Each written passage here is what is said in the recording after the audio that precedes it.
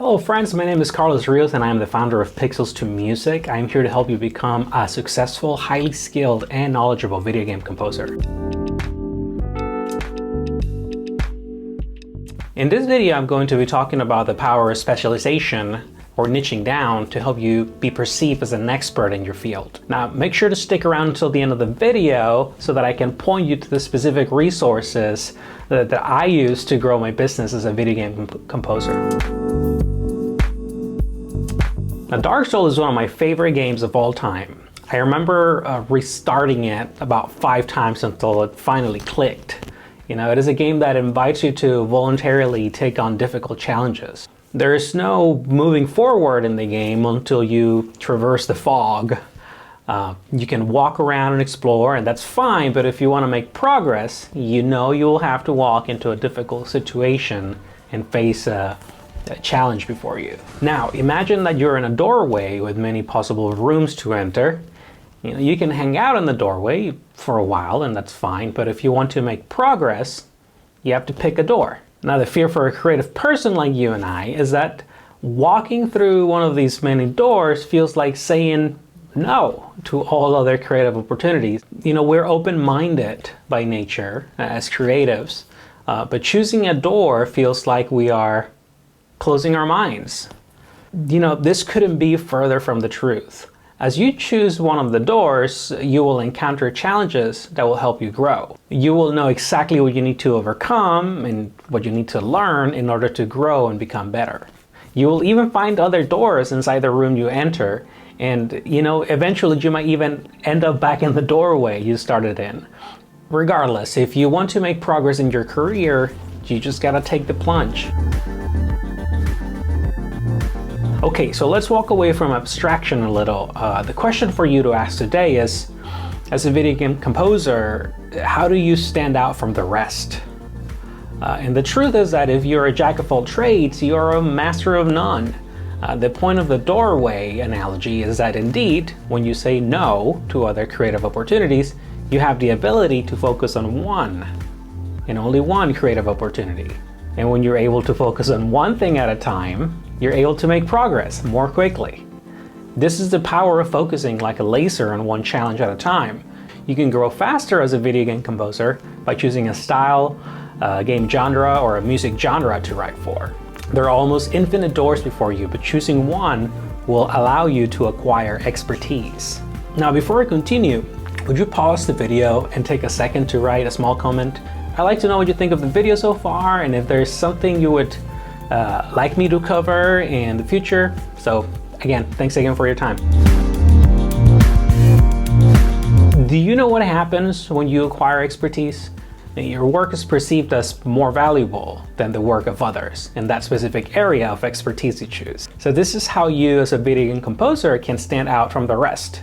Being perceived as an expert will make you more desirable as a composer to work with. When you're perceived as an expert, a master of a specific music genre or style, right? You have a higher negotiation ground and you're more able to command higher prices. Also, you know how it is with music. You know, there are an infinite number of tools to learn, synths, effect plugins, sample instruments, you know, you name it. And there are also an infinite number, a seemingly infinite number of composition techniques and music theory to learn and mixing techniques, you know, etc., etc. When you decide to become an expert at a specific genre of music, it becomes a lot easier to decide what techniques to learn or what new plugin to master. Part of what makes our life as a video game composer interesting is that not only are we trying to figure out how to properly do business, but we want to be able to do this without neglecting our music making time, right?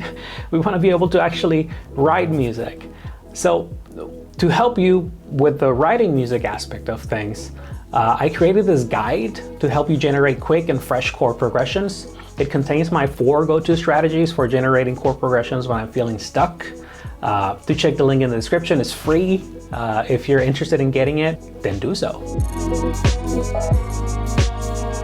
I just want to disclose real quick that I am not affiliated with any of these resources. I found these people to be just super helpful. So I wanted to point you straight to where I'm getting my information, when it comes to business career and insights. So I'm gonna have the links in the description too for that. The first one is called the Two Bobs podcast. It's a podcast that is all about the art of creative entrepreneurship. The hosts are Blair Ants and David C. Baker, and they're experts in teaching, again, entrepreneurship to people, creative types that are trying to figure out this mess that is running a business. Now, another resource that I found really helpful is Chris Do and his channel, The Future, without the E. So Chris Do is an incredible teacher. You can tell he has a drive and a passion to teach, and he's become an expert at that very specific skill. He's a master at doing his work, but I think more so at teaching, really, in some regards. A lot of this material that he published, a lot of his material was originally meant for an audience of students working in the design industry, but so much of what he teaches is still applicable to our work as video game composers, so definitely worth checking out his work. Again, these people teach the principle that I've just talked about here, the principle of focusing, becoming an expert, and then all the advantages that come with that. So definitely go check out their work, because they really know what they're talking about, and I'm just kind of regurgitating what they say. So now Brian Tracy, this guy, he's an older generation of motivation speakers and time management speakers, and before there was the productivity people in YouTube, there were people like Brian Tracy just helping people move forward with their lives and get unstuck and become disciplined and responsible. So I discovered Brian Tracy early last year, and he has been deeply influential in my thinking. He talks a lot about the idea of focus, again, being a super powerful and transformative tool. The more you focus, the more you get done. What's it called? His popular book, it's called Eat That Frog, is a great time management book. But the principle of focus that is taught in the book goes way beyond just organizing your schedule and managing your time.